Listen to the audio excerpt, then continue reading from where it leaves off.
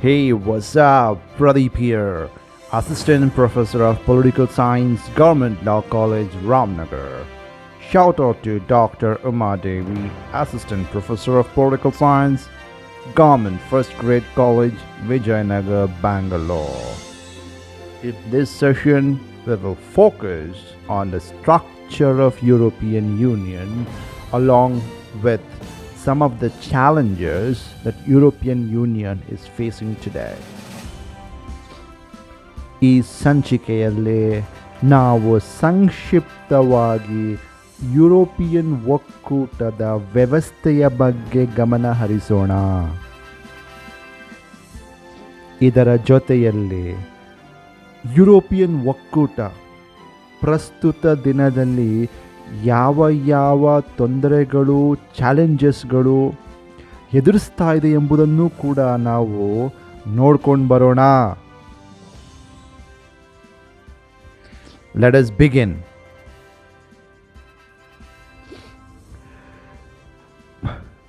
Last ಕ್ಲಾಸಲ್ಲೇ ನಾವು ನೋಡಿದ್ದೀವಿ Europe ಯೂನಿಯನ್ನಿನ ಒಟ್ಟು ಸದಸ್ಯರ ಸಂಖ್ಯೆ 27.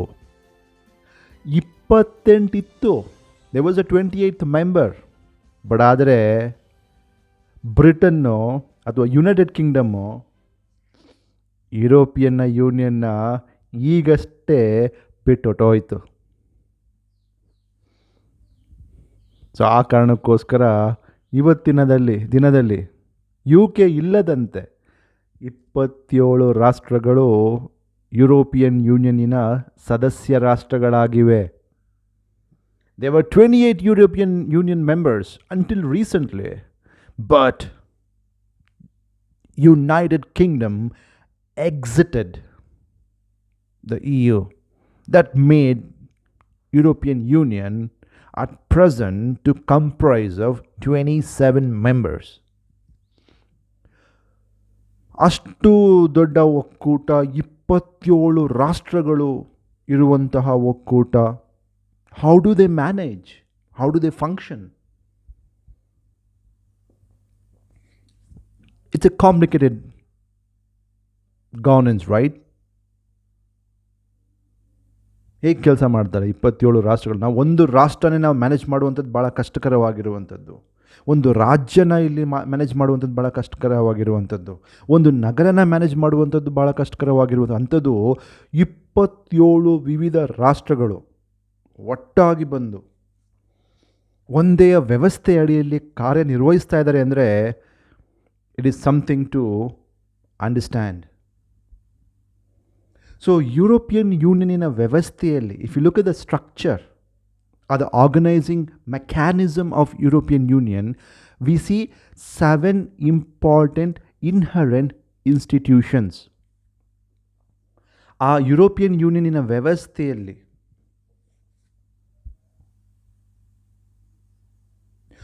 7 ಘಟಕಗಳನ್ನು ನಾವು ನೋಡ್ಬೋದು. ವ್ಯವಸ್ಥಾತ್ಮಕ ರೀತಿಯಲ್ಲಿ 7 ಹಂತದಲ್ಲಿ ಯುರೋಪಿನ ಒಕ್ಕೂಟ ಆರ್ಗನೈಸ್ ಮಾಡಲಾಗಿದೆ. There were 7 ಪ್ರಿನ್ಸಿಪಲ್ಸ್ ಇನ್ಸ್ಟಿಟ್ಯೂಷನ್, 7 ಪ್ರಮುಖವಾಗಿರುವಂತಹ ಅಂಗಗಳು ವ್ಯವಸ್ಥಾತ್ಮಕ ರೀತಿಯಲ್ಲಿರುವಂತಹ ಒಂದು. These 7 key institutions are, ನಿಮ್ಮ ಸ್ಕ್ರೀನ್ ಮೇಲೆ ಇದೆ, ನೀವು ನೋಡ್ಬೋದು. ಒಂದೊಂದಾಗಿ ನಾವು ಅರ್ಥ ಮಾಡ್ಕೊಳ್ಳಿಕ್ಕೆ ಪ್ರಯತ್ನ ಪಡೋಣ. The first one, European parliament, ಯುರೋಪಿನ ಸಂಸತ್ತು. ವಿಶೇಷ ಅಂತ ಹೇಳಿದ್ರೆ ವಿಶ್ವದಲ್ಲಿ ಅತ್ಯಂತ ದೊಡ್ಡದಾಗಿರುವಂತಹ ಪ್ರತಿನಿಧಿತ್ವವನ್ನು ಹೊಂದಿದಂತಹ ಸಂಸತ್ತು ಯಾವುದು ಅಂದರೆ ಅದು ಭಾರತ. ಭಾರತ ಬಿಟ್ಟರೆ 2ನೇ ಸಂಸತ್ತು, ಅತಿ ಹೆಚ್ಚು ಜನಸಂಖ್ಯೆಯನ್ನು ಹೊಂದಿರುವಂಥ ಸಂಸತ್ತು ಅಂದರೆ ದ್ಯಾಟ್ ಈಸ್ ಯುರೋಪಿಯನ್ ಪಾರ್ಲಿಮೆಂಟ್. ಇದು it acts as A legislative organ. ನಮ್ಮಲ್ಲಿ ಲೋಕಸಭಾ ಮತ್ತು ರಾಜ್ಯಸಭಾ ಯಾವ ರೀತಿಯ ಕೆಲಸ ಮಾಡುತ್ತೋ ಅದೇ ರೀತಿಯಲ್ಲಿ ಯುರೋಪಿಯನ್ ಪಾರ್ಲಿಮೆಂಟಲ್ಲೂ ಕೂಡ ವ್ಯವಸ್ಥೆ ಇದೆ. ಅದು ಶಾಸಕಾಂಗ. It is A legislative organ.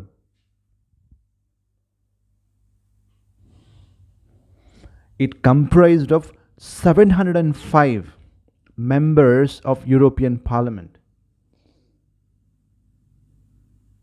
ನಮ್ಮಲ್ಲಿ 545 ಮೆಂಬರ್ಸ್ ಯಾವ ಥರ ಇದ್ದಾರೋ ನಮ್ಮ ಒಂದು ಪಾರ್ಲಿಮೆಂಟ್ನಲ್ಲಿ, ಅದೇ ರೀತಿಯಲ್ಲಿ ಯುರೋಪಿನ ಯೂನಿಯನ್ನಲ್ಲಿ 705 ಸದಸ್ಯರು ಪಾರ್ಲಿಮೆಂಟಲ್ಲಿ ಇರ್ತಾರೆ. ಅವರು 5 ವರ್ಷದ ಕಾಲಾವಧಿ they were elected for a tenure of 5 years.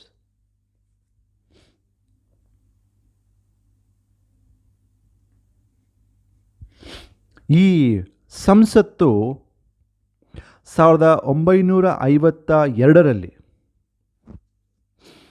ECSನ common assembly ಆಗಿ ಅದು ಕಾಣಿಸ್ಕೊಳ್ಳುತ್ತೆ. ನಂತರದಲ್ಲಿ 1962ರಲ್ಲಿ ಯುರೋಪಿಯನ್ ಪಾರ್ಲಿಮೆಂಟ್ ಆಗಿ ಅದು ವಿಸ್ತಾರವಾಗುತ್ತೆ. ಇದಕ್ಕೆ ಮೊಟ್ಟ ಮೊದಲ ಚುನಾವಣೆ ನಡೆದಿರುವಂಥದ್ದು 1979ರಲ್ಲಿ. ಇದರ ಕೇಂದ್ರ ಕಚೇರಿ ಫ್ರಾನ್ಸಿನ ಸ್ಟ್ರಾಸ್ಬೋರ್ಗಲ್ಲುಂಟು. ಅದಾದರ ನಂತರದಲ್ಲಿ ಬೆಲ್ಜಿಯಮಿನ ಬ್ರಸೆಲ್ಸಲ್ಲಿ ಮತ್ತು ಲಕ್ಸಂಬೋರ್ಗಲ್ಲೂ ಕೂಡ ಇದರ ಕೇಂದ್ರಗಳು ನೋಡ್ಬೋದು. ಇದ್ರ ಕೆಲಸ ಏನು ಮಾಡುತ್ತಿದ್ದು? It just works like a parliament. It is a legislative, ಅಂದರೆ ಶಾಸನಗಳನ್ನು ಮಾಡುವಂಥದ್ದು. ಸೂಪರ್ವೈಸರಿ ಫಂಕ್ಷನ್, ಯುರೋಪಿನ ಇತರ ಅಂಗಗಳ ಬಗ್ಗೆ ಮೇಲ್ವಿಚಾರಣೆ ಮಾಡುವಂಥದ್ದು ಮತ್ತು ಬಜೆಟ್ನ ಅಲೋಕೇಟ್ ಮಾಡುವಂಥದ್ದು. ಯಾವ ರಾಷ್ಟ್ರಕ್ಕೆ, ಯಾವ ಅಂಗಕ್ಕೆ, ಯಾವ ಕೇಂದ್ರಕ್ಕೆ ಎಷ್ಟು ಹಣವನ್ನು ಕೊಡಬೇಕು. ಈ 705 ಮೆಂಬರ್ ಆಫ್ ಯುರೋಪಿಯನ್ ಪಾರ್ಲಿಮೆಂಟ್ ಇರ್ತಾರಲ್ಲ, ಅದರಲ್ಲಿ ಒಬ್ಬರು ಅಧ್ಯಕ್ಷರನ್ನಾಗಿ ಚುನಾಯಿಸ್ತಾರೆ.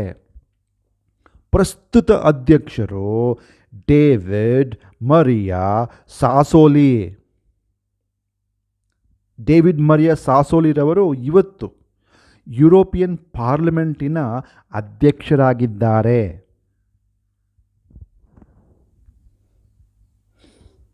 ಕೊನೆ ಎಲೆಕ್ಷನ್ ಆಗಿರುವಂಥದ್ದು ಮೇ 2019ನಲ್ಲಿ. ಈಗ ಭಾಳ ಸಂಕ್ಷಿಪ್ತವಾಗಿ ಏನು ಕೆಲಸ ಮಾಡುತ್ತೆ ನೋಡ್ಕೊಂಬರೋಣ.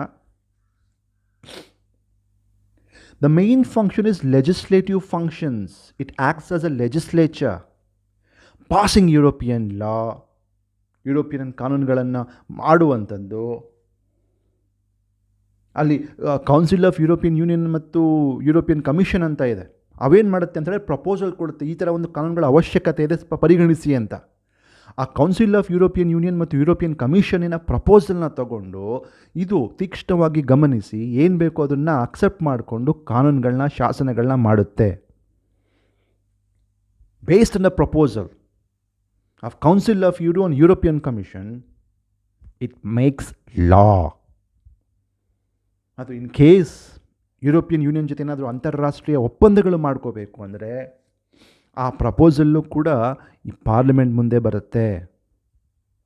ಆಮೇಲೆ ಅಫ್ಕೋರ್ಸ್ ಇವತ್ತು 27 ರಾಷ್ಟ್ರಗಳಿದೆ. ನಾಳೆ ಇನ್ಯಾವುದಾದ್ರೂ ರಾಷ್ಟ್ರಗಳು ಸೇರ್ಕೋಬೇಕು ಅಂತ ಪ್ರಯತ್ನ ಪಡುತ್ತೆ ಅಂದ್ಕೊಳ್ಳಿ. ಅದನ್ನು ಸ್ವೀಕಾರ ಮಾಡಬೇಕೋ ಬಿಡಬೇಕು ಎಂಬುದು ಕೂಡ ಯುರೋಪಿಯನ್ ಪಾರ್ಲಿಮೆಂಟ್ ಡಿಸೈಡ್ ಮಾಡುತ್ತೆ. ಮತ್ತು ಇತರ ಅಂಗಗಳು, ಫಾರ್ ಎಕ್ಸಾಂಪಲ್ ಯುರೋಪಿಯನ್ ಕಮಿಷನ್, ಅದು ಏನು ಕೆಲಸ ಮಾಡ್ತಾಯಿದೆ ಅಂತ ಮೇಲ್ವಿಚಾರಣೆ ಮಾಡುವಂಥ ಕೆಲಸನೂ ಕೂಡ ಮಾಡುತ್ತೆ. ಮತ್ತು ಹಲವಾರು ಯುರೋಪಿಯನ್ ಯೂನಿಯನಿನ ಇತರ ಸಂಘ ಸಂಸ್ಥೆಗಳು ನಿಜವಾಗ್ಲೂ ಪಾರದರ್ಶಕವಾಗಿ ಪ್ರಜಾಸತ್ತಾತ್ಮಕವಾಗಿ ಕೆಲಸ ಮಾಡ್ತಿದ್ಯಾ ಅಂತ ಮೇಲ್ವಿಚಾರಣೆ ಮಾಡುತ್ತೆ. ಮತ್ತು ಯುರೋಪಿಯನ್ ಕಮಿಷನ್ನಲ್ಲೂ ಕೂಡ ಒಬ್ಬರು ಅಧ್ಯಕ್ಷರಿರ್ತಾರೆ. ಆ ಅಧ್ಯಕ್ಷರನ್ನ ಚುನಾವಣೆ ಮಾಡುವಂಥದ್ದು, ಚುನಾಯಿಸುವಂಥದ್ದು ಕೂಡ ಇದೆ. ಬಜೆಟನ್ನು ಮಂಡಿಸುವಂಥ ಕೆಲಸ ಮಾಡುವಂಥದ್ದು. ಮತ್ತು ಯುರೋಪಿನ ಪ್ರಜೆಗಳು ಏನಾದರೂ ಪಿಟಿಷನ್ಸ್ಗಳು ಹಾಕಿದರೆ, ಏನಾದರೂ ಮನವಿಗಳು ಮಾಡಿದ್ರೆ, ಅದು ಏನಾದರೂ ಎಂಕ್ವೈರಿಗಳ ಅವಶ್ಯಕತೆ ಇದ್ದಾಗ ಅದರನ್ನು ಕೂಡ ಮೇಲ್ವಿಚಾರಣೆ ಮಾಡುವಂಥದ್ದು. ಅದು ಯುರೋಪ್ನಲ್ಲಿ ಸೆಂಟ್ರಲ್ ಬ್ಯಾಂಕ್ ಅಂತ ಒಂದು ವ್ಯವಸ್ಥೆ ಇದೆ.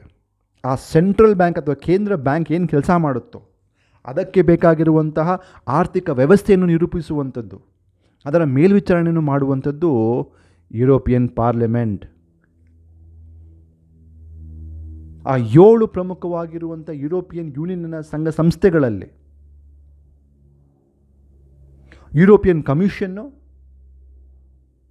ಮತ್ತು ಕೌನ್ಸಿಲ್ ಆಫ್ ಯುರೋಪಿಯನ್ ಯೂನಿಯನ್ ಭಾಳ ಮುಖ್ಯವಾಗಿರುವಂಥದ್ದು.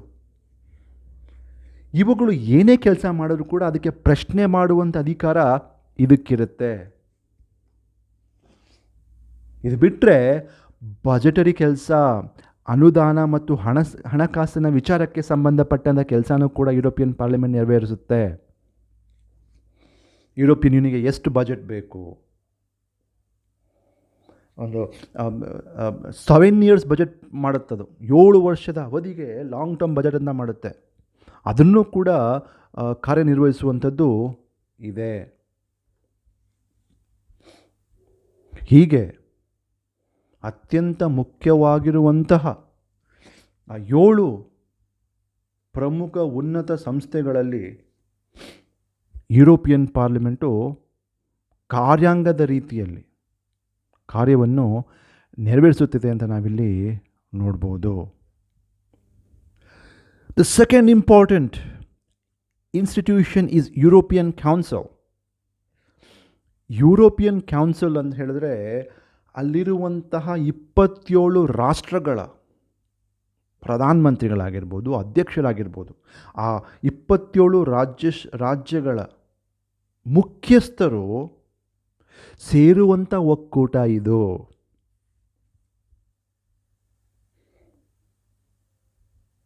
ಇದರಲ್ಲೂ ಕೂಡ ಒಬ್ಬರು ಅಧ್ಯಕ್ಷರಂತ ಇರ್ತಾರೆ.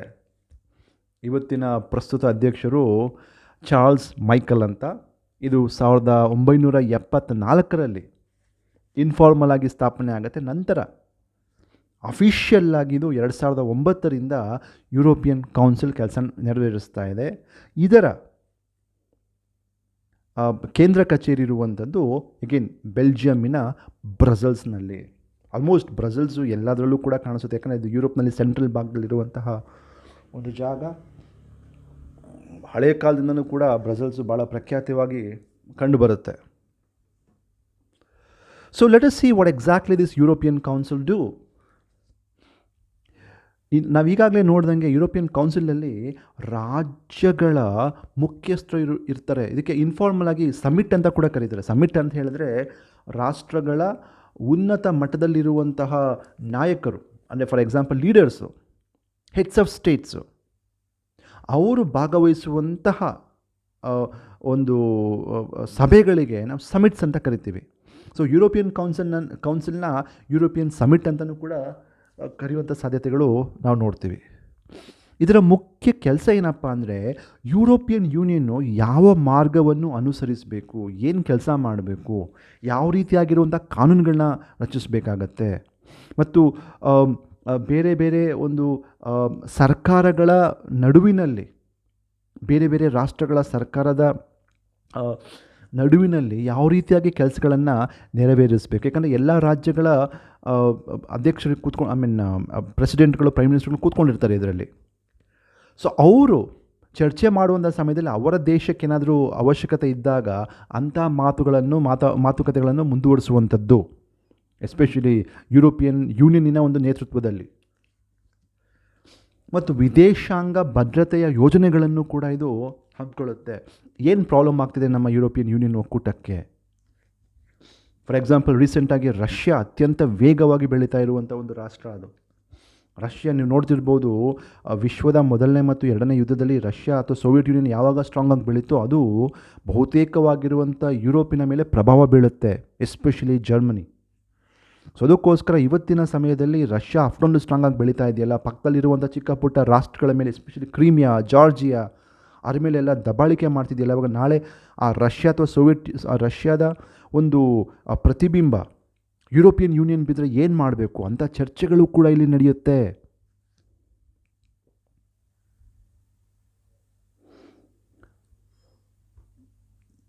ಈಗಾಗಲೇ ನೋಡಿದ್ದೀವಿ ನಾವು, ಯುರೋಪಿಯನ್ ಯೂನಿಯನ್ನಲ್ಲಿ ಅತ್ಯಂತ ಮುಖ್ಯವಾಗಿರುವಂಥ ಒಂದು ಸಂಸ್ಥೆ ಅಂತ ಹೇಳಿದ್ರೆ ಅದು ಯುರೋಪಿಯನ್ ಕೌನ್ಸಿಲ್. ಯಾಕಂದರೆ ಪ್ರತಿ ರಾಷ್ಟ್ರದ ನಾಯಕರು, ಆಯ್ಕೆಯಾಗಿದ್ದಂತಹ ನಾಯಕರು ಇದರಲ್ಲಿ ಭಾಗವಹಿಸ್ತಾರೆ.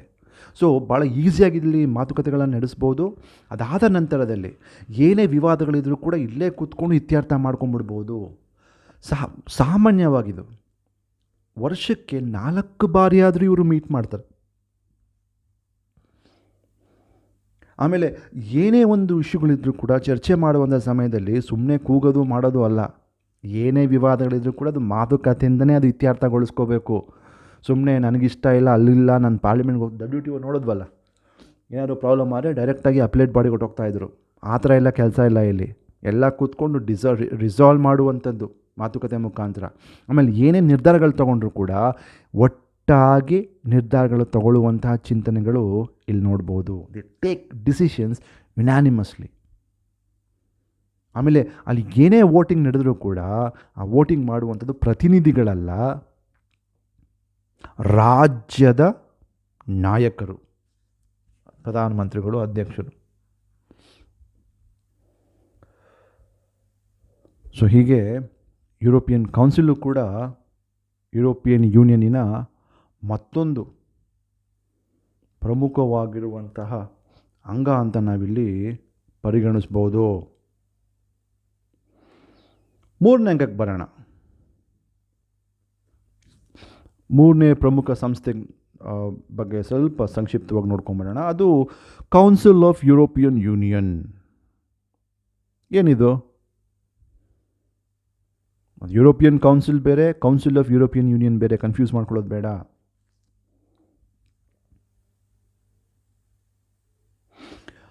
ಇದು ಯುರೋಪಿಯನ್ ಯೂನಿಯನ್ ಸದಸ್ಯ ರಾಷ್ಟ್ರಗಳ ವಾಯ್ಸ್ ಅಂತ ಹೇಳ್ಬೋದು.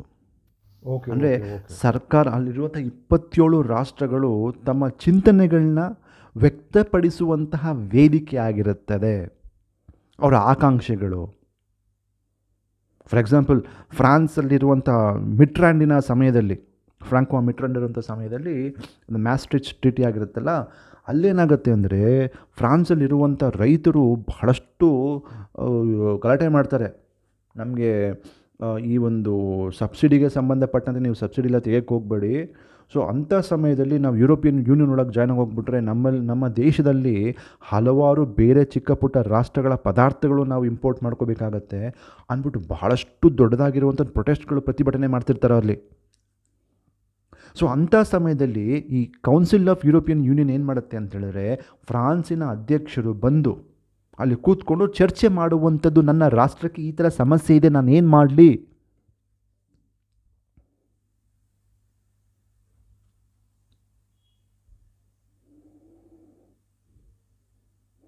ಇದು ಕೂಡ ಸ್ಥಾಪನೆ ಆಗಿದ್ದು 1958ರಲ್ಲಿ.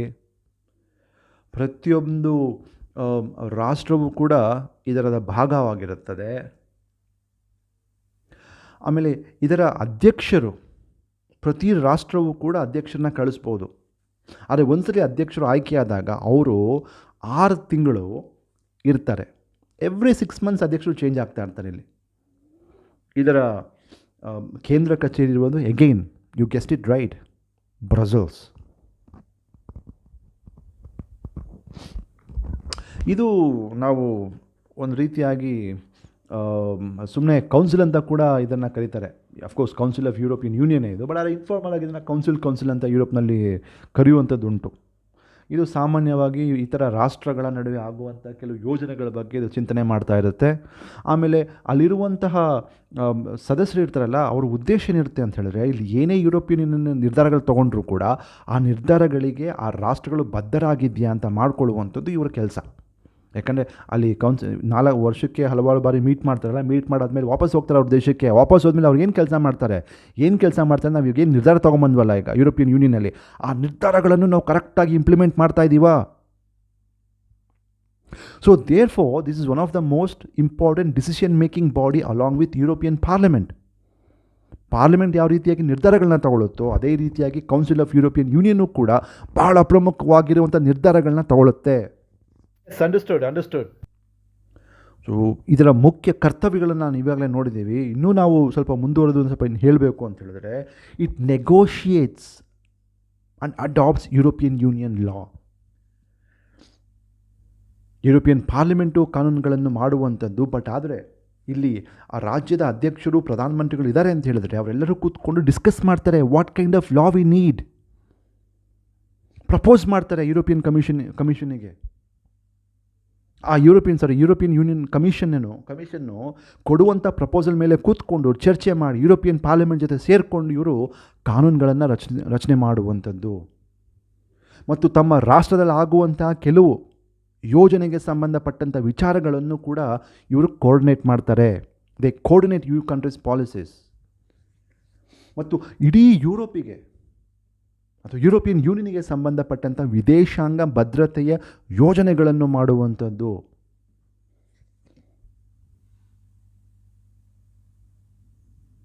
ಅಂತಾರಾಷ್ಟ್ರೀಯ ಮತ್ತು ಸ್ಥಳೀಯ ಒಪ್ಪಂದಗಳನ್ನು ಮಾಡುವಂಥ ಕೆಲಸನೂ ಮಾಡುತ್ತೆ. ಅದಾದ ನಂತರ ಯುರೋಪಿಯನ್ ಪಾರ್ಲಿಮೆಂಟ್ ಜೊತೆ ಸೇರಿಕೊಂಡು ಬಜೆಟನ್ನು ಕೂಡ ಇವರು ಸ್ವೀಕಾರ ಮಾಡ್ತಾರೆ. ಮುಂದುವರೆದಂತೆ ನಾಲ್ಕನೇ ಹಂತದಲ್ಲಿ, ನಾಲ್ಕನೇ ವ್ಯವಸ್ಥೆ, ಫೋರ್ತ್ ಇನ್ಸ್ಟಿಟ್ಯೂಷನ್, ನಾಲ್ಕನೇ ಸಂಸ್ಥೆ ಯಾವುದು ಅಂತ ಹೇಳಿ, that is European Commission. What does it do?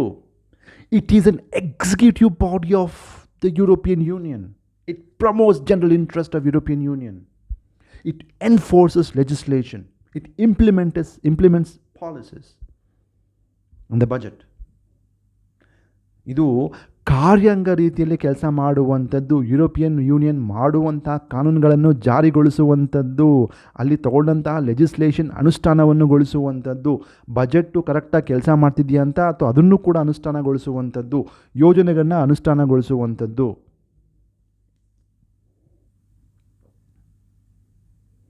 ಇದು 1958ರಲ್ಲಿ ಸ್ಥಾಪನೆ ಆಗಿರುತ್ತೆ. ಇದರಲ್ಲೂ ಕೂಡ ಒಂದು ಕಾಲೇಜ್ ಆಫ್ ಕಮಿಷನರ್ಸ್ ಅಂತ ಕರೀತಾರೆ. ಸಾಮಾನ್ಯವಾಗಿ ಸದಸ್ಯರು ಇರ್ತಾರಲ್ಲ ಅವರೆಲ್ಲರೂ ಕೂಡ ಒಂದು ಕಮಿಷನರ್ಗಳು ಅಂತ ಕರೀತಾರೆ. ಇಲ್ಲಿ ಪ್ರತಿಯೊಂದು ಯುರೋಪಿಯನ್ ಯೂನಿಯನ್ನ ರಾಷ್ಟ್ರಗಳು ಒಬ್ಬ ಪ್ರತಿನಿಧಿನ ಇಲ್ಲಿಗೆ ಕಳಿಸ್ತಾರೆ. ಆ ಪ್ರತಿನಿಧಿನ ಕಮಿಷನರ್ ಅಂತ ಕರೀತಾರೆ. ಅಲ್ಲಿ ಅವರೆಲ್ಲರೂ ಕೂಡ ಒಬ್ಬರನ್ನ ಆಯ್ಕೆ ಮಾಡ್ತಾರೆ. ಅದು ಯಾರು ಅಂತ ಹೇಳಿದ್ರೆ ಅದು ಈ ಕಮಿಷನ್ನಿನ ಅಧ್ಯಕ್ಷರು, ಪ್ರೆಸಿಡೆಂಟ್ ಆಫ್ ದ ಕಮಿಷನ್.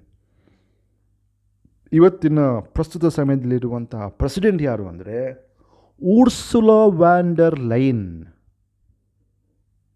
ಇದರ ಕೇಂದ್ರ ಕಚೇರಿನೂ ಕೂಡ ಬ್ರಸೆಲ್ಸಲ್ಲಿದೆ. ಇದು ಮಾಡುವಂತಹ ಮುಖ್ಯ ಕೆಲಸಗಳೇನು ಅಂದರೆ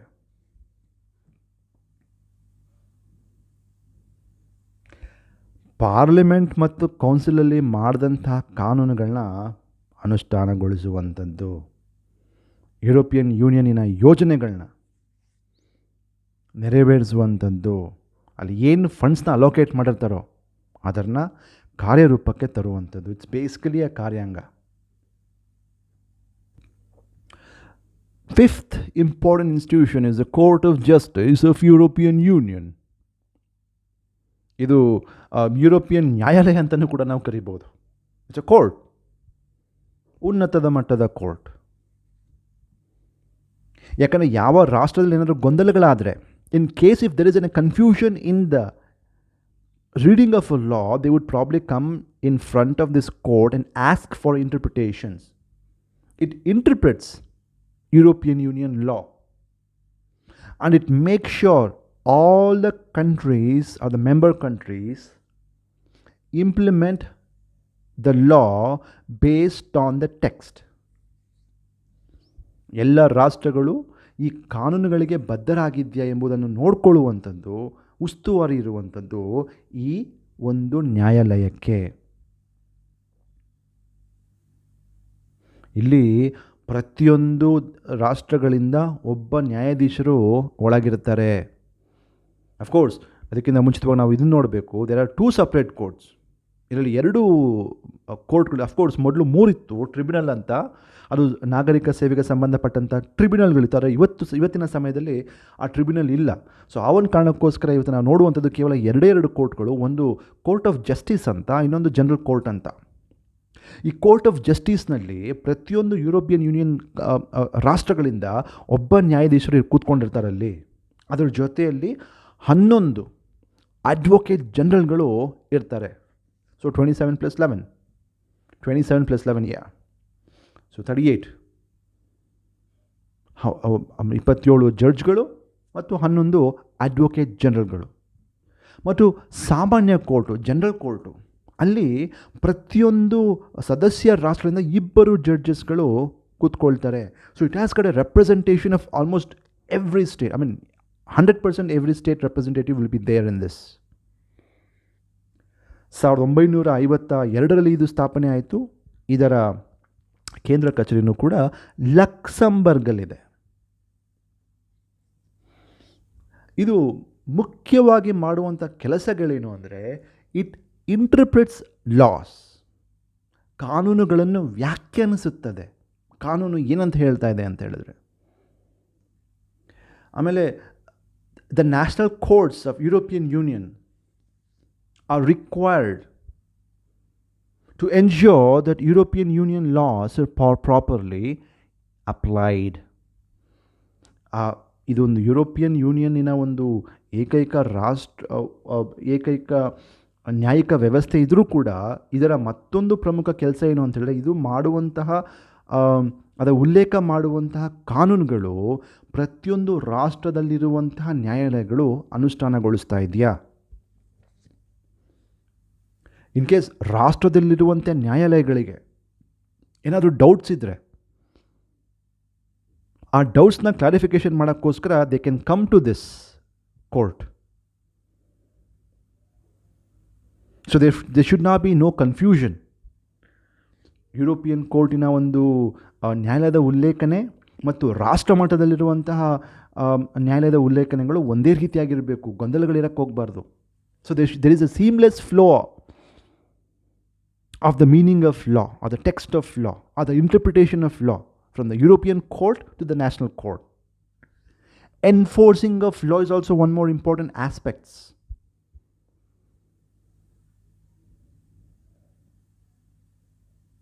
In case ಏನಾದರೂ ರಾಷ್ಟ್ರದ ಸರ್ಕಾರಗಳು ಕಾನೂನುಗಳನ್ನ ಸರಿಯಾಗಿ ಪಾಲನೆ ಮಾಡ್ತಾ ಇಲ್ಲ ಅಂತ ಹೇಳಿದ್ರೆ ಅವ್ರನ್ನ ತರಾಟೆಗೆ ತಗೋಬೋದು.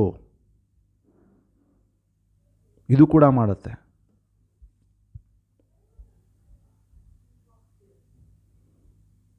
ಆಮೇಲೆ ಕಂಪೇಲ್ ಮಾಡುತ್ತೆ. ಇನ್ ಕೇಸ್ ರಾಷ್ಟ್ರಗಳೇನಾದರೂ ಕಾನೂನನ್ನ ಉಲ್ಲಂಘನೆ ಮಾಡ್ತಾ ಇದೆ ಅಂದ್ಕೊಳ್ಳಿ, ಅಥವಾ ಕಾನೂನ ಬಾಹಿರವಾಗಿರೋ ಚಟುವಟಿಕೆ ಮಾಡ್ತಿದೆ ಅಂದ್ಕೊಳ್ಳಿ, ಆವಾಗ ಇದು ಪಾರ್ಲಿಮೆಂಟು, ಕೌನ್ಸಿಲ್ಲು ಮತ್ತು ಕಮಿಷನ್ಗೆ ರೆಕಮೆಂಡ್ ಮಾಡುತ್ತೆ, please take action, these countries are not following the text or order issued by the court. ನಿಬಂಧನೆಗಳನ್ನು ಕೂಡ ಹಾಕ್ಬೋದು. ಕೇವಲ ರಾಷ್ಟ್ರಕ್ಕೊಂದೇ ಅಲ್ಲ, ಪ್ರಜೆಗಳು, ಖಾಸಗಿ ಕಂಪನಿಗಳು, ಸಂಸ್ಥೆಗಳು ಈ ಯುರೋಪಿಯನ್ ಯೂನಿಯನ್ಗೆ ಏನಾದರೂ ತೊಂದರೆ ಆದಂತೆ ಕಂಡು ಬಂದರೆ ಅವಕ್ಕೆಲ್ಲವೂ ಕೂಡ ನಿರ್ಬಂಧನೆಗಳು ಕೂಡ ಹಾಕ್ಬೋದು. It can sanction person, company R any private individuals.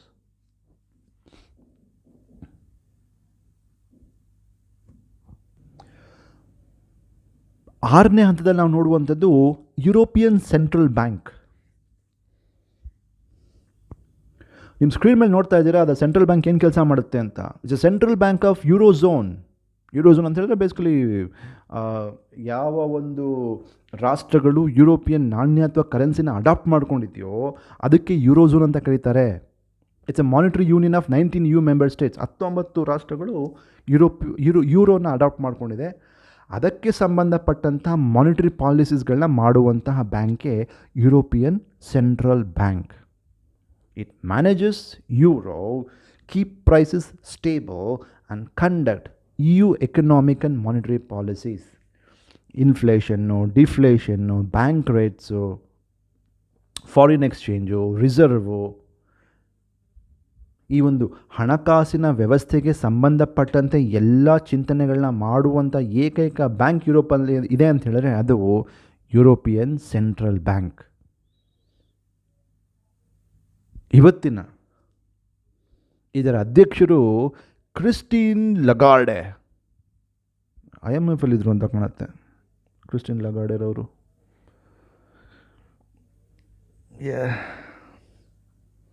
Yeah, she was responsible, I think. ಇದರ ಸದಸ್ಯರು, ಅಧ್ಯಕ್ಷರಿರ್ತಾರೆ ಕ್ರಿಸ್ಟಿನ್ ಲಗಾರ್ಡೆರವರು, ಉಪಾಧ್ಯಕ್ಷರು ಮತ್ತು ಪ್ರತಿಯೊಂದು ರಾಷ್ಟ್ರಗಳ ಅಲ್ಲಿರುವಂತಹ ರಾಷ್ಟ್ರೀಯ ಬ್ಯಾಂಕ್, ಸೆಂಟ್ರಲ್ ಬ್ಯಾಂಕ್ಗಳ ಗವರ್ನರ್ಗಳು ಕೂಡ ಇದರ ಸದಸ್ಯರಾಗಿರ್ತಾರೆ. ಇದು 1998ರಲ್ಲಿ ಎಸ್ಟಾಬ್ಲಿಷ್ ಮಾಡಲಾಯಿತು. ಇದರ ಕೇಂದ್ರ ಕಚೇರಿ ಇರುವಂಥದ್ದು ಜರ್ಮನಿಯ ಫ್ರಾಂಕ್ಫರ್ಟ್.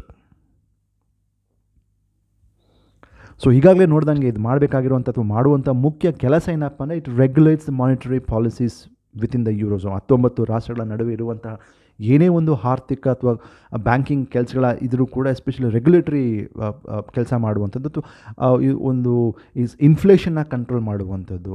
ಆಮೇಲೆ ಯುರೋಪಿಯನ್ ಯೂನಿಯನ್ ಒಳಗೆ ಹಣಕಾಸು ಸಪ್ಲೈ ಎಷ್ಟಿದೆ, ಡಿಮ್ಯಾಂಡ್ ಎಷ್ಟಿದೆ ಅದನ್ನು ನೋಡುವಂಥದ್ದು, ತಪಾಸಣೆ ಮಾಡುವಂಥದ್ದು. ಮತ್ತು foreign exchange reserves, for example ನಾವು ಏನೇ ಕೂಡ ವ್ಯಾಪಾರಗಳಾದರೂ ಕೂಡ ಯುರೋಪಿಯನ್ ಯೂನಿಯನ್ ಜೊತೆ ಅಲ್ಲಿ ಏನಾಗುತ್ತೆ ಅಂತಂದರೆ, ಅಲ್ಲಿರುವಂಥ ರಿಸರ್ವ್ಸು ಏರುಪೇರು ಆಗ್ತಾ ಇರುತ್ತೆ. ಎಸ್ಪೆಷಲಿ ಫಾರಿನ್ ಕರೆನ್ಸೀಸ್, ಆ ಫಾರಿನ್ ಕರೆನ್ಸಿನ ಏರುಪೇರನ್ನು ಇದು ಕಂಟ್ರೋಲ್ ಮಾಡುವಂಥದ್ದು, including buying and selling of this foreign currency and regulating the balance exchange rates. And also to make sure the financial markets and institutions are working well.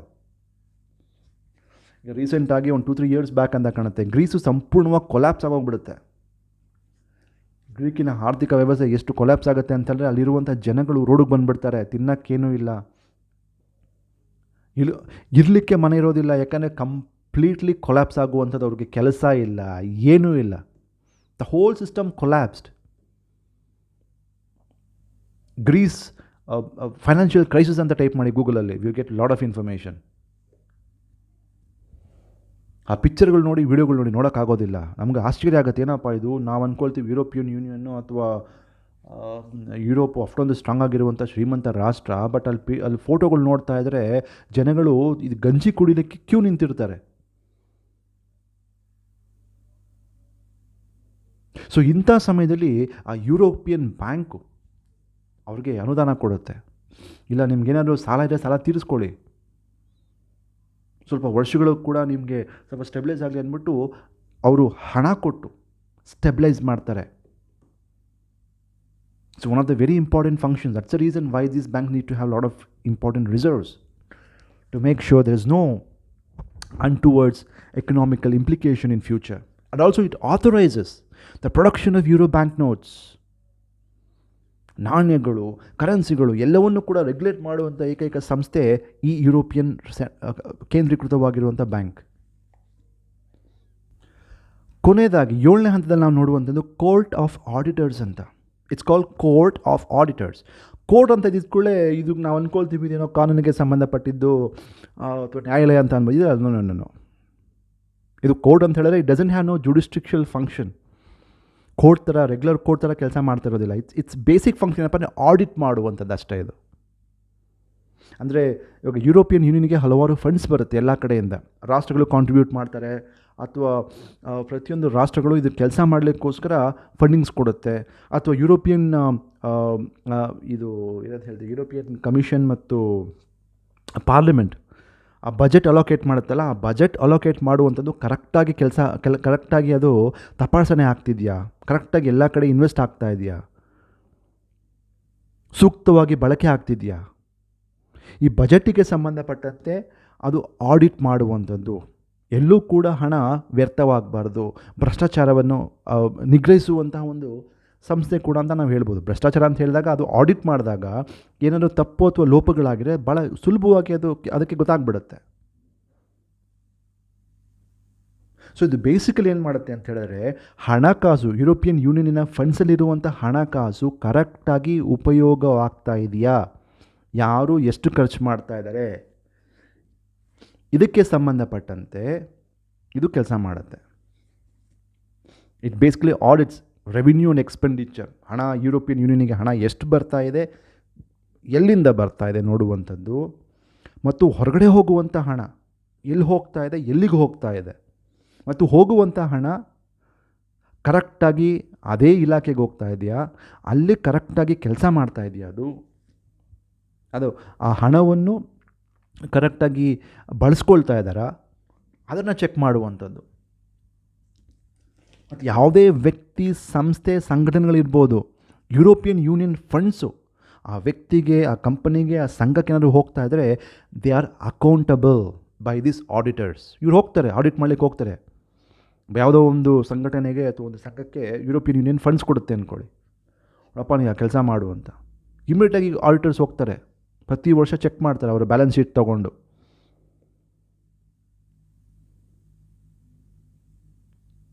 ಆಮೇಲೆ ಪ್ರತಿ ವರ್ಷವೂ ಕೂಡ ಅವ್ರು ಏನೇ ಒಂದು ಕಂಡುಹಿಡಿತಾರಲ್ವ, ಇದು ಕರೆಕ್ಟಾಗಿ ಕೆಲಸ ಹೋಗ್ತಿದೆಯೋ, ಏನು ಮಾಡ್ತಿದ್ದಾರೋ ಅಂತ, ಆ ಒಂದು ವರದಿನ ಯುರೋಪಿಯನ್ ಕಮಿಷನ್ಗೂ ಸಲ್ಲಿಸುತ್ತೆ. ಅದರ ಜೊತೆಯಲ್ಲಿ ರಾಷ್ಟ್ರಕ್ಕೂ ಕೂಡ ಸಲ್ಲಿಸುತ್ತೆ. 27 ರಾಷ್ಟ್ರಕ್ಕೆ ಆ ರಿಪೋರ್ಟ್ ಹೋಗುತ್ತೆ. ಒಂದು ರಿಪೋರ್ಟು, ಇನ್ನೊಂದು ರಿಪೋರ್ಟು ಕಮಿಷನ್ಗೆ ಹೋಗುತ್ತೆ.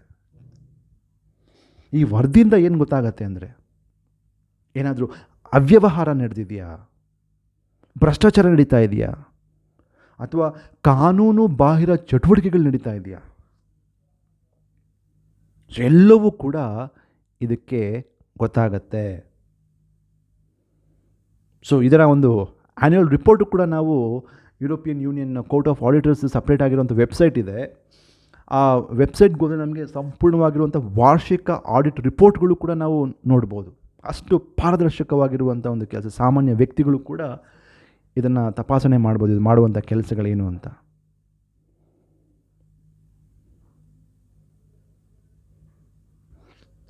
ಏನೇ ಭ್ರಷ್ಟಾಚಾರನ ಕಂಟ್ರೋಲ್ ಮಾಡಬೇಕು, ನಿಗ್ರಹ ಮಾಡಬೇಕು ಅಂದರೆ it should be free. So they for court of auditors it can decide what it will do, ಎಲ್ಲಿಗೆ ಹೋಗಬೇಕು, ಏನು ಮಾಡಬೇಕು, ಏನು ಆಡಿಟ್ ಮಾಡ್ಬೋದು, ಏನು ನೋಡಬೇಕು ಒಳಗೆ. It is free to do. ಯಾವಾಗ ಮಾಡಬೇಕು, ಜಸ್ಟ್ ಲೈಕ್ ಎನ್ಫೋರ್ಸ್ಮೆಂಟ್ ಡೈರೆಕ್ಟರೇಟ್ಸ್, ಯಾವಾಗ ಬೇಕಾದ್ರೂ ಯಾವ ವ್ಯಕ್ತಿಯ ಮನೆಗೆ ಹೋಗಿ ನುಗ್ಗಿ ತಪಾಸಣೆ ಮಾಡ್ಬೋದು ಅವರು. They have that independent control. So they function just like this. Next ಅದು ಒಂದು ವ್ಯವಸ್ಥೆ ನಾವು ಚೆಕ್ ಮಾಡಿದ್ವಿ. 7 ಪ್ರಮುಖವಾಗಿರುವಂತಹ ಸಂಸ್ಥೆಗಳು, ಅಥವಾ the 7 important institutions that we just saw. So let us just come back and see about the budget. The European Union has a budget to finance policies carried out at European level, such as agriculture, regional development, space, trans-European network, research and innovation, health, education and culture, migration, broad border protection and humanitarian aid. ಪ್ರತಿ ವರ್ಷವೂ ಕೂಡ European ಯೂನಿಯನ್ಗೆ ಹಲವಾರು ರಾಷ್ಟ್ರಗಳು fundings ಮಾಡುತ್ತೆ. ಆ ರಾಷ್ಟ್ರಗಳ capacity ಮತ್ತು ಅಲ್ಲಿರುವಂತಹ ಪಾರ್ಲಿಮೆಂಟ್ ಡಿಸೈಡ್ ಮಾಡುವಂಥ ರೀತಿಯಲ್ಲಿ there is a inherent treasury ಇದೆ. They have funds. ಏನು ಮಾಡುತ್ತೆ ಅಂದರೆ, ಈ ಬಜೆಟ್ಟು ಎಲ್ಲಿಗೆ ಬಳಕೆ ಬೇಕು ಅಂದ್ಬಿಟ್ಟು ಕೌನ್ಸಿಲ್ ಮತ್ತು ಪಾರ್ಲಿಮೆಂಟ್ ಡಿಸೈಡ್ ಮಾಡುತ್ತೆ. So usually this budget is utilized for everyday function of European Union activities. ದೈನಂದಿನ ಕಾರ್ಯಾಚರಣೆಗಳಿಗೆ ಇದನ್ನು ಬಳಕೆ ಆಗುತ್ತೆ. ಅದರ ಜೊತೆಯಲ್ಲಿ the budget is also used to fund ವ್ಯವಸಾಯ,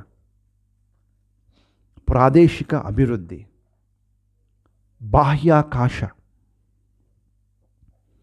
ಎಕ್ಸ್ಪ್ಲೋರ್ ಮಾಡುವಂಥದ್ದು, ಉಪಗ್ರಹಗಳನ್ನ ಕಳಿಸುವಂಥದ್ದು, ಆಸ್ಟ್ರೋಫಿಸಿಕ್ಸ್, ಆಸ್ಟ್ರೋನಮಿಗೆ ಸಂಬಂಧಪಟ್ಟಂತೆ, ಟ್ರಾನ್ಸ್ ಯುರೋಪಿಯನ್ ನೆಟ್ವರ್ಕ್, ಇದು ಇಡೀ ಯುರೋಪಿನ ರಾಷ್ಟ್ರಗಳ ನಡುವೆ ಒಂದು ಟ್ರೈನ್ ವ್ಯವಸ್ಥೆ, ಏರೋಪ್ಲೇನ್ ವ್ಯವಸ್ಥೆ ಅಥವಾ ರಸ್ತೆ ವ್ಯವಸ್ಥೆ, ಇದಕ್ಕೆ ಸಂಬಂಧಪಟ್ಟಂಥ ಇನ್ವೆಸ್ಟ್ಮೆಂಟ್, ರಸ್ತೆಯ ಕಾಮಗಾರಿ, ಹೊಸ ರೈಲ್ವೆ ಲೈನ್ ಎಳೆಯೋದು, ಹೊಸ ಟ್ರೈನ್ನ ಮಂಜೂರು ಮಾಡುವಂಥದ್ದು, ಬಸ್ ಟ್ರಾನ್ಸ್ಪೋರ್ಟ್, ಅದು ಇದು, ಈ ಥರ ನೆಟ್ವರ್ಕ್ಗಳು, ರಿಸರ್ಚ್ ಆ್ಯಂಡ್ ಇನ್ನೋವೇಷನ್, ವೈಜ್ಞಾನಿಕ ಸಂಶೋಧನೆ, ಆವಿಷ್ಕಾರಕ್ಕೆ ಸಂಬಂಧಪಟ್ಟಂತಹ ಫಂಡಿಂಗ್ಸು ಕೂಡ ಯುರೋಪಿಯನ್ ಯೂನಿಯನ್ ಮಾಡುತ್ತೆ.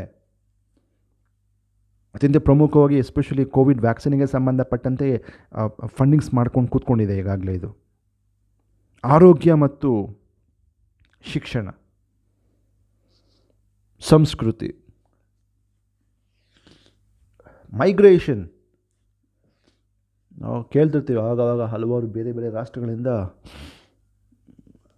ಸ್ಮಗಲ್ ಮಾಡುವಂಥದ್ದು ಪ್ರತಿನಿತ್ಯ ನಾವು ಪೇಪರ್ ನೋಡ್ತಿರ್ತೀವಿ.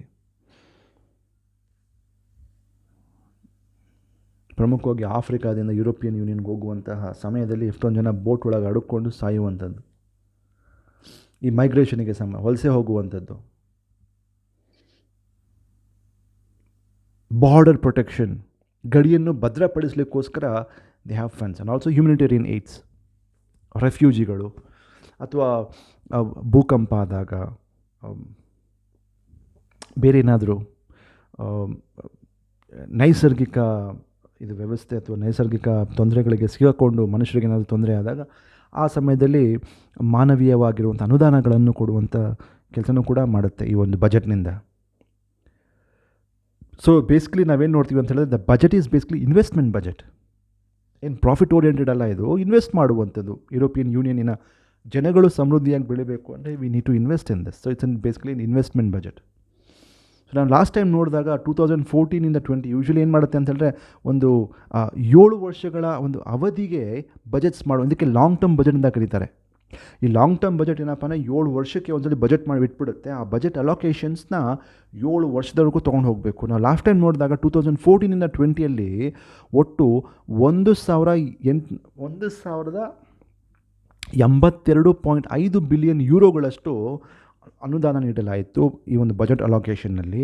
ಅದೇ ರೀತಿಯಲ್ಲಿ 2021-27ವರೆಗೂ 1,074.3 ಬಿಲಿಯನ್ ಯೂರೋ ಅಷ್ಟು ಮುಡಿಪಾಗಿಡಲಾಗಿದೆ.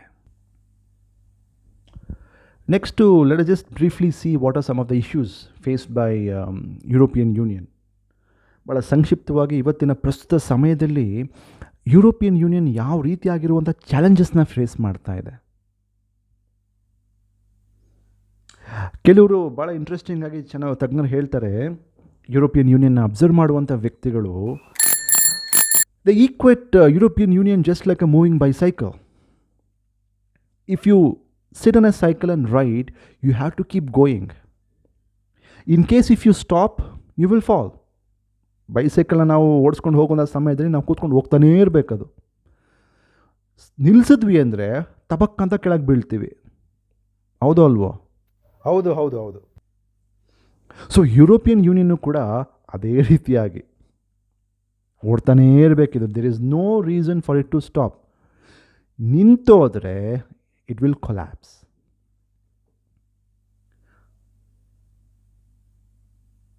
ಅರವತ್ತು ವರ್ಷಗಳ ಹಿಂದೆ European coal and steel community ಅಂತ ಫ್ರಾನ್ಸ್ ಮತ್ತು ಜರ್ಮನಿ ಮಾಡ್ಕೊಂಡಿರುತ್ತಲ್ಲ, ಅಲ್ಲಿ ಶುರುವಾಗಿರುವಂಥದ್ದು ನಿರಂತರವಾಗಿ ಓಡ್ತಾನೇ ಇದೆ.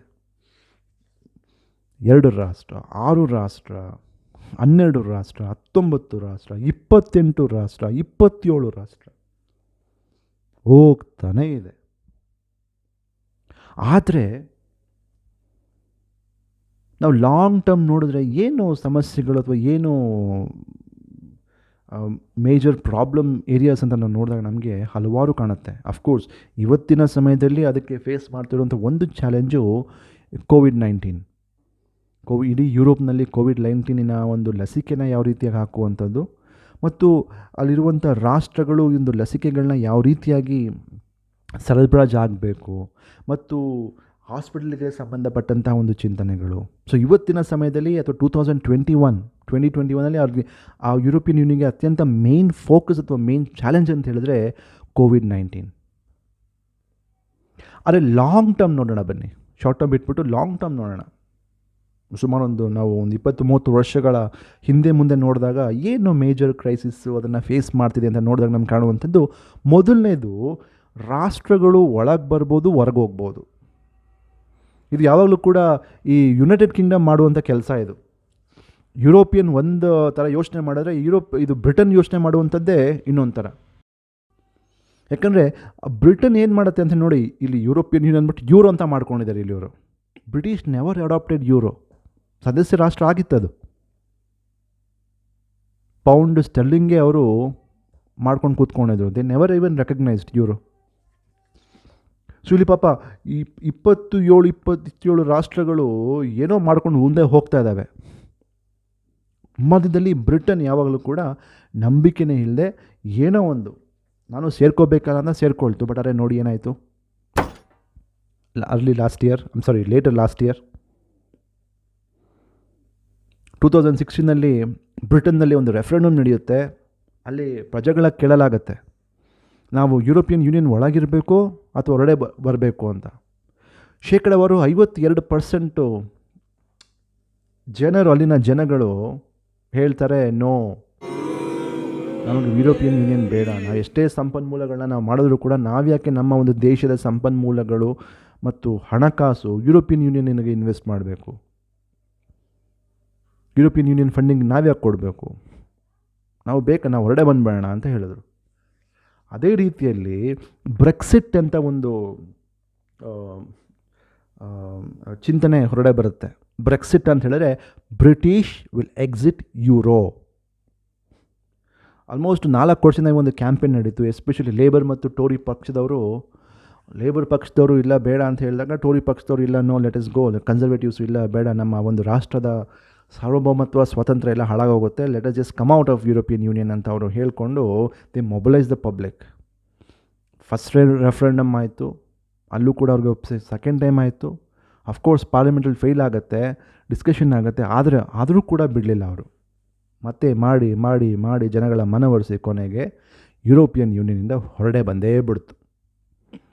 Great Britain, which was a 28th member, is not part of EU anymore.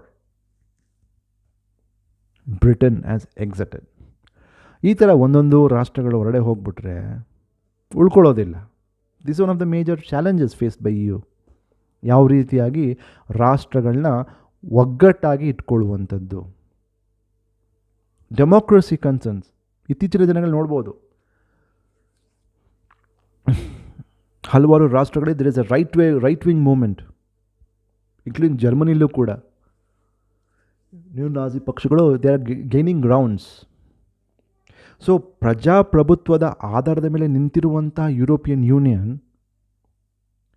ತನ್ನ ಸದಸ್ಯ ರಾಷ್ಟ್ರಗಳು ನಿರಂಕುಶತ್ವ, ಟೊಟಲಿಟರಿಸಮ್, ಆ್ಯಂಟಿ ಡೆಮೋಕ್ರೆಟಿಕ್ ಸೆಟಪ್ಸು ಅದರ ಒಂದು ಮುಂಚೂಣಿಯಲ್ಲಿ ಹೋದಾಗ ಏನು ಮಾಡಬೇಕು? ಯಾಕಂದರೆ democracy is a founding principles. So ಡೆಮೋಕ್ರಸಿಯ ವಿರುದ್ಧವಾಗಿರುವಂತಹ ಚಿಂತನೆಗಳು ಎಸ್ಪೆಷಲಿ ಪೋಲೆಂಡ್ ಮತ್ತು ಹಂಗೇರಿ ನಡುವೆ ಕಾಣಿಸ್ತಾ ಇದೆ. ಅಲ್ಲಿ ಯಾವ ರೀತಿಯಾಗಿ ಟ್ಯಾಕಲ್ ಮಾಡಬೇಕು, that's also a major challenge. Migratory pressures ಅಂತ ಹೇಳಿದ್ರೆ, ಈಗ ಫಾರ್ ಎಕ್ಸಾಂಪಲ್ ಎಲ್ಲ ದೇಶದಲ್ಲಿ ಪ್ರಮುಖವಾಗಿ ಅಮೇರಿಕಾ ಮತ್ತು ಯುರೋಪ್ನಲ್ಲಿ, ಇನ್ಕ್ಲೂಡಿಂಗ್ ಬ್ರಿಟನ್ನಲ್ಲಿ ಮೈಗ್ರೇಷನ್ಸ್ ಪಾಲಿಸೀಸ್ ಇದೆ. ಪ್ರತಿ ವರ್ಷವೂ ಕೂಡ ನಾವು ನೋಡ್ತೀವಿ ಬೇರೆ ದೇಶಗಳಿಂದ ಮೈಗ್ರೇಟ್ ಆಗಿ ಹೋಗುವಂಥದ್ದು ಜನಗಳು. ಅದು ಬಾಹ್ಯ ಮೈಗ್ರೇಷನ್ ಆದರೆ, ಇನ್ನೊಂದು ಆಂತರಿಕ ಮೈಗ್ರೇಷನ್. ಅಮೇರಿಕಾಗೆ ಹೋಗಿ ಸೆಟ್ಲ್ ಆಗ್ಬೋದು, ಫ್ರಾನ್ಸ್ಗೆ ಹೋಗಿ ಸೆಟ್ಲ್ ಆಗೋದು ಭಾಳ ಕಷ್ಟ, ಹಲವಾರು ನಿಬಂಧನೆಗಳು. ಯಾಕಂದರೆ ಯುರೋಪಿಯನ್ ಯೂನಿಯನ್ ಎಷ್ಟು ಚಾಲೆಂಜ್ ಫೇಸ್ ಮಾಡ್ತಿದೆ ಅಂತ ಹೇಳಿದ್ರೆ, ತನ್ನ ಜನಗಳು ಇನ್ ಕೇಸ್ ಏನಾದರೂ ಅಲ್ಲಿ ಹೋಗಿ ಕೆಲಸ ಮಾಡಬೇಕು ಅಂದರೆ need to be a specialist. ಭಾಷೆ ಬರಬೇಕು ನಿಮಗೆ. ಸುಮ್ಮನೆ ಮೊದಲು ಥರ ಸಿಕ್ಕಾಪಟ್ಟೆ ಹೋಗೋಕ್ಕಾಗೋದೇ ಇಲ್ಲ ಇಲ್ಲಿ, because of rules and regulations. ಅಲ್ಲಿರುವಂಥ ಕಂಪ್ನಿಗಳು ಕೆಲಸ ಮಾಡಬೇಕು ಅಂದರೆ that should be a specialised work which may not be able to do by the indigenous population. ಅಂಥ ಕೆಲಸಗಳು ಮಾತ್ರ ಅವ್ರು ಕೊಡ್ತಾ ಇದ್ದಾರೆ. ಈಗ ಬಹುತೇಕವಾಗಿರುವಂಥ ಆ ಟೈಮಲ್ಲಿ ಮೈಗ್ರೇಷನ್ ಆಗೋಗಿದೆ. ಅದನ್ನು ತಡೆಯೋದು ಹೇಗೆ? ಅದ್ರ ಜೊತೆಯಲ್ಲಿ ಬಾಹ್ಯ ಮೈಗ್ರೇಷನ್ ಬಿಟ್ಬಿಡಿ, ಆಂತರಿಕ ಮೈಗ್ರೇಷನ್. ಗ್ರೀಸಿಂದ ಫ್ರಾನ್ಸು, ಫ್ರಾನ್ಸಿಂದ ಜರ್ಮನಿಗೆ ಹೋಗುವಂಥದ್ದು, ಸ್ವಿಟ್ಜರ್ಲ್ಯಾಂಡ್ಗೆ ಹೋಗಿ ಸೆಟ್ಲ್ ಆಗುವಂಥದ್ದು, ಪೋರ್ಚುಗಲಿಂದ ಇಲ್ಲೆಲ್ಲೋ ಹೋಗುವಂಥದ್ದು. ಇದಕ್ಕೆ ಸಂಬಂಧಪಟ್ಟಂತೆ ಯಾವ ರೀತಿಯಾಗಿ ತಡೆಗಟ್ಬೋದು, ಅಥವಾ ಯಾವುದು preventive measures? This also one of the major challenges face by EU. Terrorism, ಆತಂಕವಾದ ನಾವು ನೋಡ್ತಿದ್ದೀವಿ. ಫ್ರಾನ್ಸಿನ ಆ ಒಂದು ಪ್ಯಾರಿಸ್ನಲ್ಲಿ ಆಗುವಂಥ ಆತಂಕವಾದ, ಚಾರ್ಲ್ಸ್ ಹೆಬ್ಡೋ ಮ್ಯಾಗ್ಝಿನ್ನ ಒಂದು ಕಂಪನಿ ಮೇಲೆ ಆಗುವಂತಹ ಒಂದು ಆತಂಕವಾದ, ಮತ್ತು ಬ್ರಸೆಲ್ಸ್ನಲ್ಲಿ ಎಸ್ಪೆಷಲಿ ಬೆಲ್ಜಿಯಮಿನ ಆ ಒಂದು ಪ್ರಾಂತ್ಯದಲ್ಲಿ it's got lot of migratory population. ಹಲವಾರು ದೇಶದ ಜನಗಳು ಅಲ್ಲಿ ಇದ್ದಾರೆ. There's recent a lot of terrorist attacks that takes place every now and then. ಏನಾಗ್ತಾ ಇದೆ ಯುರೋಪು. ಸೊ ಹೀಗಾಗಿ ಆತಂಕವಾದದ ಒಂದು ಛಾಯೆ ಕೂಡ ಇವತ್ತು ಯುರೋಪಿಯನ್ ಯೂನಿಯನ್ ಮೇಲೆ ಬಿದ್ದಿದೆ. ಸೊ ಈ ಒಂದು ಚಾಲೆಂಜಸ್ ಕೂಡ ಭಾಳ ಕಠಿಣವಾಗಿರುವಂಥದ್ದು. They are facing a very very difficult time. How to prevent this terrorism from happening, how to prevent terrorist from having access.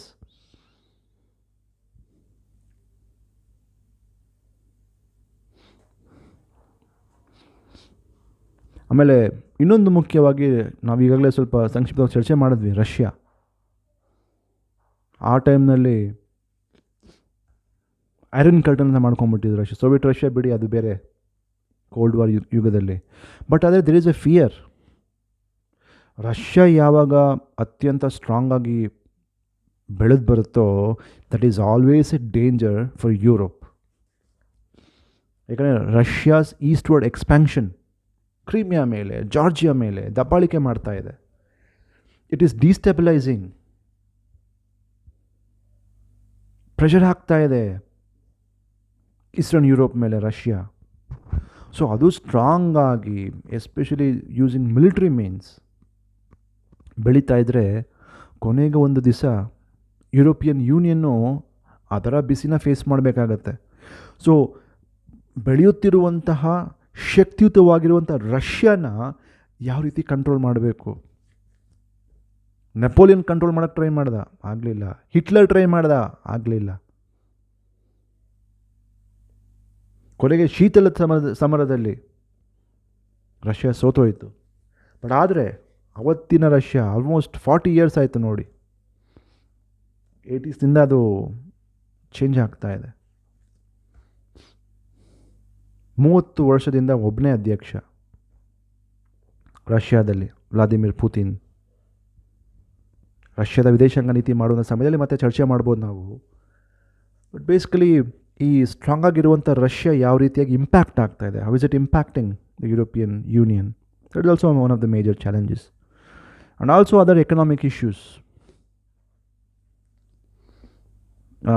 Greece ಬಗ್ಗೆ ಚರ್ಚೆ ಮಾಡಿದ್ವಲ್ಲ, ಒಂದು ರಾಷ್ಟ್ರ ಕುಸಿತಾ ಇದೆ ಅಂತ ಹೇಳಿದ್ರೆ ಯುರೋಪಿಯನ್ ಯೂನಿಯನ್ ಏನಂತ ಹೇಳುತ್ತೆ ಅನ್ನೋದರ ತತ್ವಗಳು, we will not let any one stand last,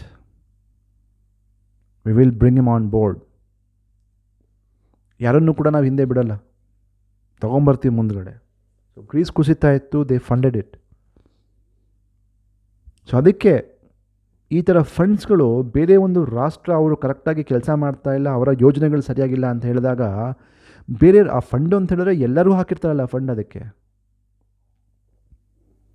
so ಅವ್ರು ಕೇಳುವಂಥದ್ದು, ನನ್ನ ರಾಷ್ಟ್ರಕ್ಕೆ ನೀವು ಯಾಕೆ ಶಿಕ್ಷೆ ಕೊಡ್ತಾ ಇದ್ದೀರಾ? ನಾವು ನಿಮ್ಗೆ ಫಂಡ್ ಮಾಡ್ತೀವಿ, ನೀವು ಹೋಗ್ಬಿಟ್ಟು ಅವ್ರಿಗೆ ಯಾಕೆ ಫಂಡ್ ಮಾಡ್ತೀರಾ ಬೇರೆ ರಾಷ್ಟ್ರಕ್ಕೆ? ಸೊ ಈ ಥರ ಒಂದು ಆರ್ಥಿಕ ಸಮಸ್ಯೆಗಳು. ಸೊ ಅದಕ್ಕೋಸ್ಕರ ಭಾಳ ಸೂಕ್ತವಾಗಿ ಅವ್ರು ಹೇಳ್ತಾರೆ, ಇದು ಓಡ್ತಿರುವಂತಹ ಒಂದು ಬೈಸೈಕಲ್, ಇದು ನಿಂತ್ಕೊಳ್ಳೋಕ್ಕಾಗೋದಿಲ್ಲ. ಮೇಲ್ನೋಟಕ್ಕೆ ಬಹುತೇಕವಾಗಿ ಉತ್ತಮವಾಗಿರುವಂಥ ಈ ಸಮಯದಲ್ಲಿ ವಿಶ್ವದಲ್ಲೇ ಅತ್ಯಂತ ಯಶಸ್ವಿಯಾಗಿರುವಂತಹ ಪ್ರಾದೇಶಿಕ ಸಂಸ್ಥೆ ಅಂತ ಹೇಳಿದ್ರೆ ಅದು ಒಂದು ಆಸಿಯಾನು, ಇನ್ನೊಂದು ಯುರೋಪಿಯನ್ ಯೂನಿಯನ್. ಆದರೆ ಯುರೋಪಿಯನ್ ಯೂನಿಯನ್ಗೆ ಕಂಪೇರ್ ಮಾಡಿದ್ರೆ ಆಸಿಯಾನ್ ಏನೂ ಇಲ್ಲ. ಯಾಕಂದರೆ ಅಲ್ಲಿ ಕಾಮನ್ ಮಾನಿಟರಿ ಪಾಲಿಸಿ ಇಲ್ಲ. ಇಲ್ಲಿ ಕರೆನ್ಸಿ ಇದೆ, ಪಾರ್ಲಿಮೆಂಟ್ ಇದೆ, ನ್ಯಾಯಿಕ ವ್ಯವಸ್ಥೆ ಇದೆ, ಆರ್ಥಿಕ ವ್ಯವಸ್ಥೆ ಇದೆ, ಬಜೆಟ್ ಇದೆ, ಅಣ್ವಸ್ತ್ರಗಳ ಉತ್ಪಾದನೆಗಳ ಬಗ್ಗೆ ಕೂಡ ಅಲ್ಲಿ ಯುರೋಟಮ್ ಅಂತ ಒಂದು ವ್ಯವಸ್ಥೆ ಇದೆ. ಎಲ್ಲವೂ ಕೂಡ ಅಲ್ಲಿ ಕಂಡುಬರುವಂತಹ ಉನ್ನತ ಮಟ್ಟದ ವ್ಯವಸ್ಥೆ.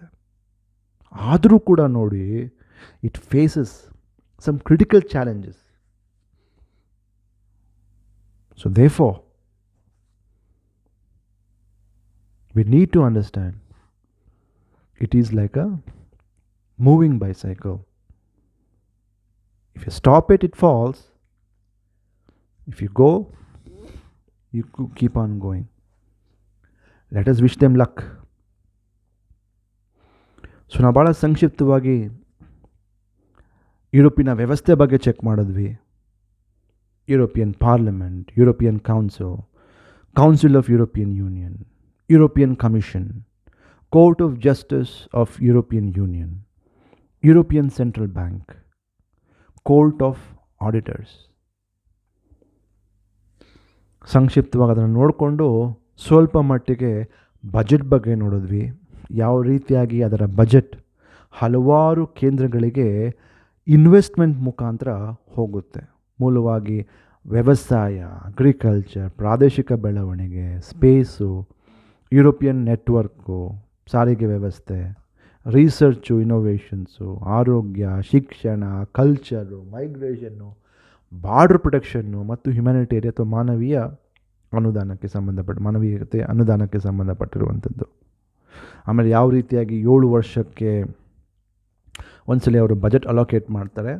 So almost like $1,000 billion allocate ಮಾಡುವಂಥದ್ದು ಕೂಡ ನಾವು ನೋಡಿದ್ದೀವಿ. ನೆಕ್ಸ್ಟ್ ಬಜೆಟ್ ಮಾಡುವಂಥದ್ದು 2027 ನಂತರದಲ್ಲಿ. ಅದಾದ ನಂತರ ಅತ್ಯಂತ ಪ್ರಮುಖವಾಗಿರುವಂಥ ಚಾಲೆಂಜ್ ಫೇಸ್ ಮಾಡ್ತಿರುವಂಥದ್ದು ಒಂದು ದೇಶದ ಅದು ಒಳಗೋಗುತ್ತೋ ಹೊರಗಡೆ ಬರುತ್ತೋ, ಒಳಗೆ ಹೋದರೆ ಯಾವ ಥರ ನೋಡ್ಕೋಬೇಕು, ಹೊರಗಡೆ ಹೋದರೆ ಯಾಕೆ ಹೋಗ್ತಾ ಇದೆ, ಬ್ರೆಕ್ಸಿಟ್ ಬಗ್ಗೆ ಸ್ವಲ್ಪ ಚರ್ಚೆ ಮಾಡಿದ್ವಿ. ಪೋಲೆಂಡ್ ಮತ್ತು ಹಂಗರಿಯಲ್ಲಿ ಆಗುವಂತಹ ಒಂಥರ ನಿರಂಕುಶ ಚಿಂತನೆಗಳು ಪ್ರಜಾಸತ್ತಾತ್ಮಕ್ಕಿಂತ ವಿಭಿನ್ನವಾಗಿರುವುದು ಅಂಥದ್ದು, ಅದನ್ನು ಸ್ವಲ್ಪ ನೋಡಿದ್ವಿ. ಮತ್ತು ವಲಸೆ ಹೋಗುವಂಥ ಜನಗಳ ಸಮಸ್ಯೆಗಳು, ಅದನ್ನು ಯಾವ ಥರ ಕಂಟ್ರೋಲ್ ಮಾಡಬೇಕು, ಮಾನಿಟರ್ ಮಾಡಬೇಕು, ಪ್ರಿವೆಂಟ್ ಮಾಡಬೇಕು ಎಂಬುವಂಥದ್ದು. ಅತ್ಯಂತ ಮುಖ್ಯವಾಗಿ ನಮ್ಮ ದೇಶ ಯಾವ ರೀತಿಯಾಗಿ ಆತಂಕವಾದನ ಫೇಸ್ ಮಾಡ್ತಿದೆಯೋ ಅದೇ ರೀತಿಯಾಗಿ ಯುರೋಪಿಯನ್ ಯೂನಿಯನ್ನು ಆತಂಕವಾದದ ಮುಂಚೂಣಿಯಲ್ಲಿ ಅದು ಕಾಣಿಸ್ಕೊಳ್ತಾ ಇದೆ. ಪ್ರಮುಖವಾಗಿ ಫ್ರಾನ್ಸು, ಬ್ರಸೆಲ್ಸು,